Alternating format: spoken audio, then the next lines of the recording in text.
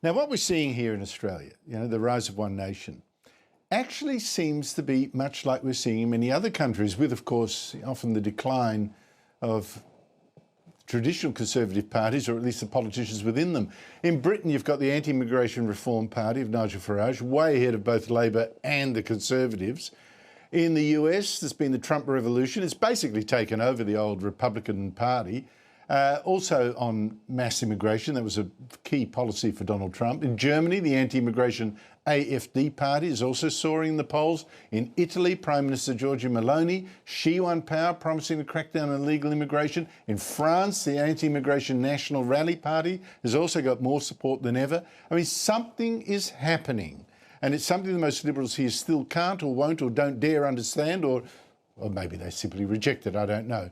Joining me from London, after another successful tour of Australia, is Brendan O'Neill, author, commentator and chief political writer for the brilliant Spiked Online. Brendan, always fantastic to catch up with you. What is happening here, do you think?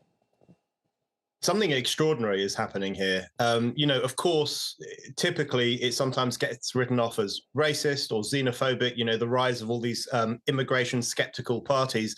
But it's nothing like that. I think we're witnessing the revenge of reason. I think ordinary people are sick and tired of seeing broken borders, of seeing unprecedented numbers of people coming into our countries and often coming not to work, not to contribute to society, but actually to be a bit of a drain, both economically and culturally on our nations.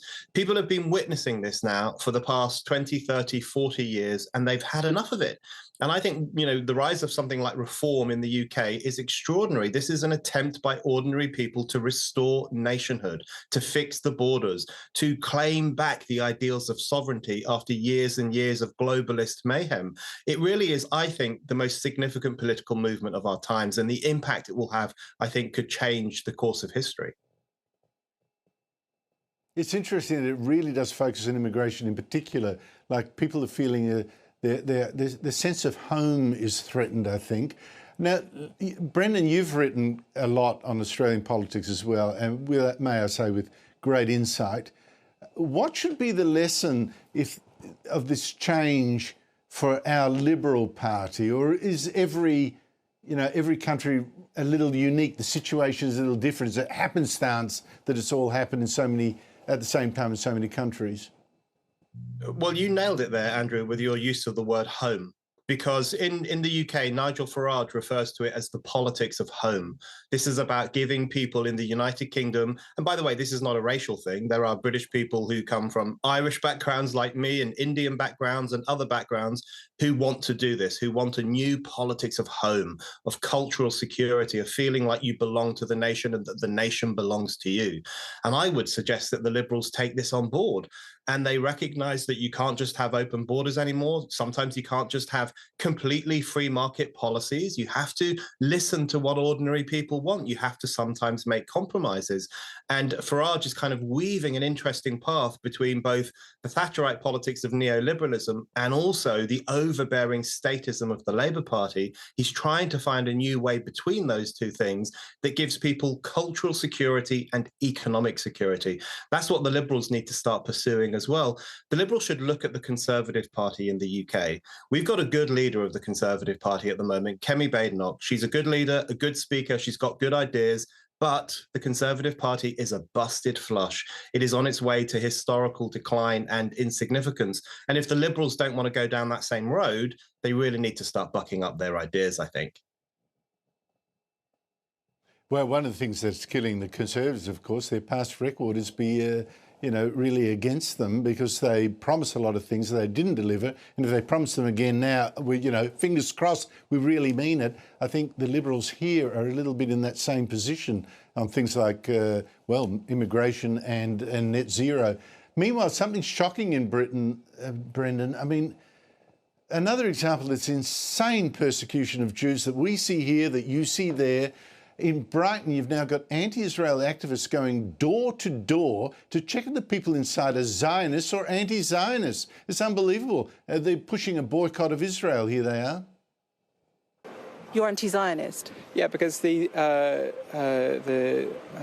Zionist ideology is an apartheid ideology in our view. But can you understand why people would be uncomfortable if they dispute that view of you going door to door? I mean, people might feel uncomfortable, I suppose, but it's only a one-on-one conversation. We're very polite on the door. If someone who's Jewish opens the door, that's going to be uncomfortable for them, isn't it? Oh, we don't think so. It's no different from the actions of a political party like the Conservative Party or the Labour Party. No different, Brendan, to someone from a party, the Labour Party saying, I'd like your vote? I mean, what a crock that is. Part of me wishes that someone like that would knock on my door so I could give them a piece of my mind. I look forward to that exchange. But, I'm sick and tired of tiptoeing around this. Anti-Zionism is anti-Semitism. There is no question of that in my mind, because if you spend your every waking hour dreaming of the destruction of the world's only Jewish nation, going onto the streets of Sydney or London and saying we need an intifada, which means violence against that Jewish nation, and your whole personality is defined by your opposition to the idea of having a Jewish homeland, then I'm sorry to say you clearly have a problem with Jews. And anti-Zionism to me just seems like a pseudo-respectable version of the kind of hatred for Jews that we've seen for such a long time in our societies.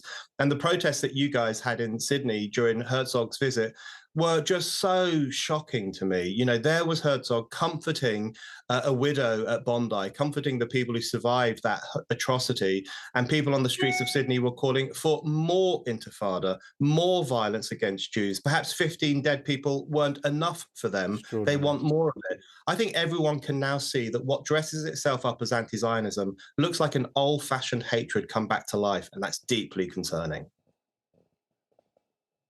Absolutely. Brendan O'Neill, always great to talk to you. Thank you so much indeed for your time.